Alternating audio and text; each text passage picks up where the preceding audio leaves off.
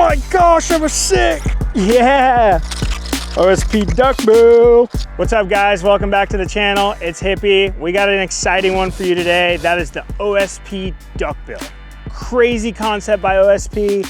Really unique bait. We brought it out here and took it to the test today. Let's take him back to the morning, CJ, and show him what happened.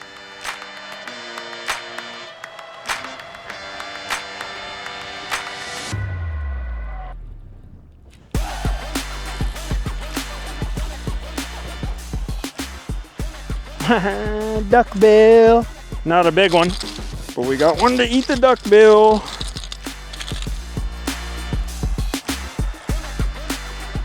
I've been super intrigued with this bait for a little while now. We were on a shoot in Alabama with Toshi, and I got to see it firsthand in action, and I was just like, man, that thing's crazy looking.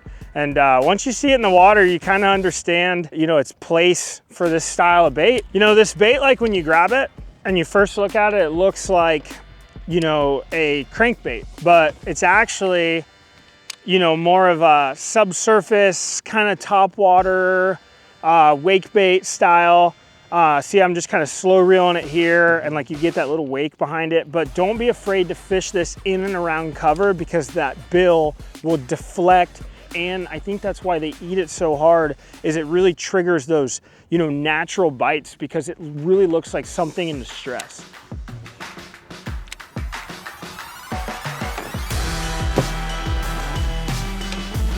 Yeah, on the duckbill, dude. So sick.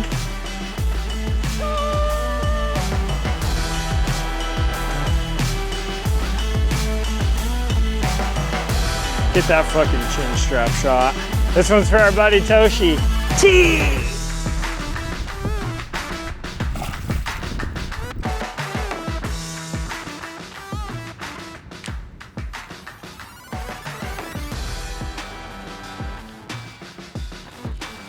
Yeah, that was sick. O.S.P Duckbill. It's a nice one too. Yeah. Another one on that O.S.P Duckbill. Dude, that is so much fun. They're hitting it so hard. They're not used to seeing this at all.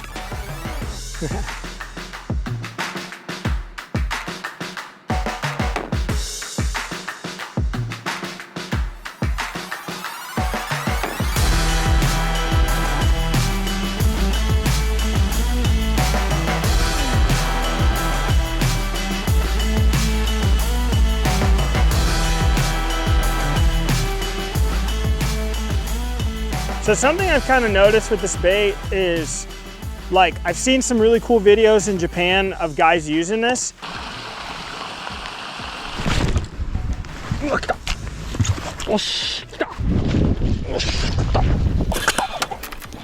It's in like smaller bodies of water, but they're so keyed in on like individual targets. So like, one big tree or like a concrete wall or something. And you'll see these guys throw this bait up there and, kind of walk in on itself, hang it up, like bang it up. And for whatever reason, it has a lot of draw power. So today we're starting to see where I'll just plop this thing into a target, and as soon as it hits the water, just the buoyancy of the bait kind of has draw power, and they shoot up and eat it before you can even put any action on it. So all I'm doing is picking a piece of structure, letting that bait get in there, and then I'm kind of like getting it started, and then I'm just kind of walking it on itself, kind of getting it to dart around and cut. You can't overpower it. You kind of got to let the bait do its action, but it's got a super unique, like underwater sub walk. It's kind of a wake bait. You can also like cast it out in front of you and get this real nice like V if you get a good tempo on it. Again, we're still learning on it, and super cool concept. Just because we're fishing it from a boat today doesn't mean this is, a lure that is kind of designated for anything. This is gonna apply to everyone. If you fish from the bank, you fish from a boat, doesn't matter. This one's really cool to do a lot of different things with, especially if you have a spot where you can't really get around and there's lots of tight quarters. Might be a really good way to draw some of those fish out.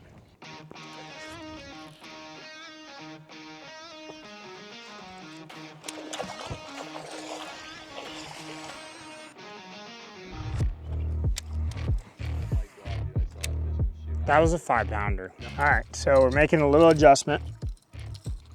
We got in a couple good areas, got some bites, caught some, lost some, gotten some bites where our line is over a tree limb or something like that. So we're mixing it up, and I put it on braid this time, and then we went with a brighter color.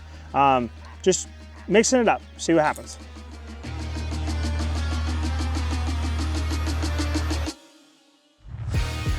So around this style of cover, this time of year, I'm typically throwing a buzz bait, frog, spinner baits, things I can get in and around and you know, kind of maintain tight to that cover. Believe it or not, this crazy looking thing with treble hooks all over it works really well up shallow, you know, deflecting off cover and kind of staying in the strike zone. And it's a big profile. So there's, you know, they're looking at a lot of bait, and it just kind of drives them nuts. A lot of these bites we're getting are super vicious, and makes for a great day of fishing. So we put it on braid, made a little adjustment, put it on braided line, and we're still getting that same action. I'm just able to get it in some of those little bit gnarlier targets and have the ability to pull some of these fish out. We've had our heart broke a little bit today. So we're gonna see if we can get one of these big ones on some braid line.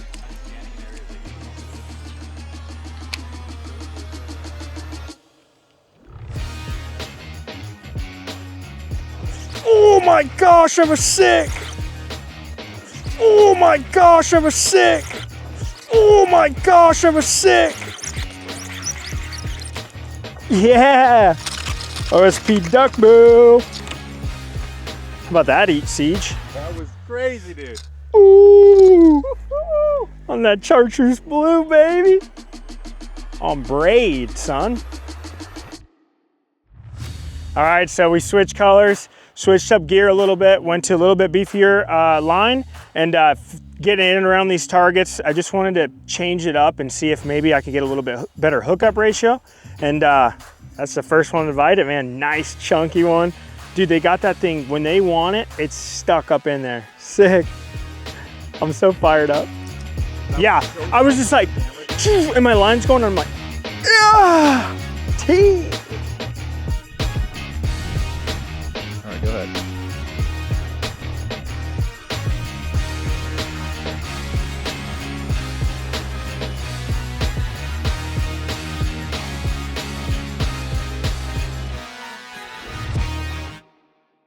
Man, we've been waiting to have an opportunity to be able to fish this thing and learn about it, and we finally found a window. You know, we had a great time today doing it. Let's break it down and show you guys how we did it. All right, first glance of the O.S.P Duckbill.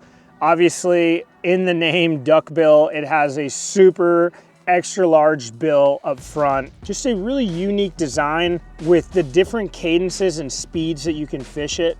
You're gonna get different actions. So the faster you move this bait, the tighter it's gonna be, you know, gonna be super tight and get that kind of like hunting action, right? Once you speed it up, and it's gonna be crashing through stuff and real high speed without blowing that bait out. You find a nice, you know, faster retrieve, but not too fast. The slower you retrieve this bait, more wider rolling action, you know, super just heavy draw power, because that thing's just down there waddling around. Another thing that I did today was, you know, put it up against like big trees and big laydowns and kind of smack it in there, let it make a big noise on the entry and kind of walk it through there, get it to walk around, and then go to my medium retrieve and get that thing walking out of there and or swimming out of there. And we got some really aggressive bites that way. Another way I applied this bait was walking it, right? Walking the dog. I'd throw it in there, apply your traditional walking you know, methods by popping your rod tip down, and got a really nice, natural, you know, side to side walking action. So that's gonna be another way you can fish the duckbill. All right, so the duckbill is gonna come in a variety of different colors. You know, your bright, obnoxious, bright and chartreuses, down to your naturals, some blacks, some really good color options in there. Also gonna come in 2 variations of material. So you're gonna get an ABS plastic and then a bone material. So what that's gonna allow is give you 2 options in sound. So if you know, are kind of on a pattern and you're trying to experiment, or you have a lot, you know, a little bit deeper water and you're trying to call those fish, you have 2 options to choose from. So this bait keeps it pretty simple, but does give you a couple different options, you know, to experiment, you know, and be able to adjust. All right, I want to show you guys my setups for the day. First, for my fluorocarbon setup, we went with a P5 Madbull. This is a powerhouse of a rod, does a lot of different things for us. 20-pound Sunline fluorocarbon, Daiwa Steez A, and that P5 Madbull. Nothing too crazy, super simple. It looks beautiful, makes me efficient. It's not too long for making those, short casts, and I have that backbone to winch those fish out of there. Super sweet setup on that fluorocarbon. As we made the adjustment, started playing around a little bit. Another great rod for me that does a lot of things is the Daiwa Steez Utility Player. Another just powerhouse rod that's gonna do a lot of different things. The duckbill fits on here great, it handles it great. 50-pound braid on this guy, Steez A again, and we went bulldozing with that one. That's the braid setup. I had a lot of fun today experimenting with a new lure, learning about it. Hopefully you guys can learn something from this and apply it to your fishing. CJ, that was pretty cool. That was dope. To make it easy for you guys, they're gonna link all the rods, reels, baits, all down below. You know the drill. Thank you guys for tuning in to another episode. We had a great time. We learned something. Hopefully you guys did too. Tune into the next episode. Catch you guys later.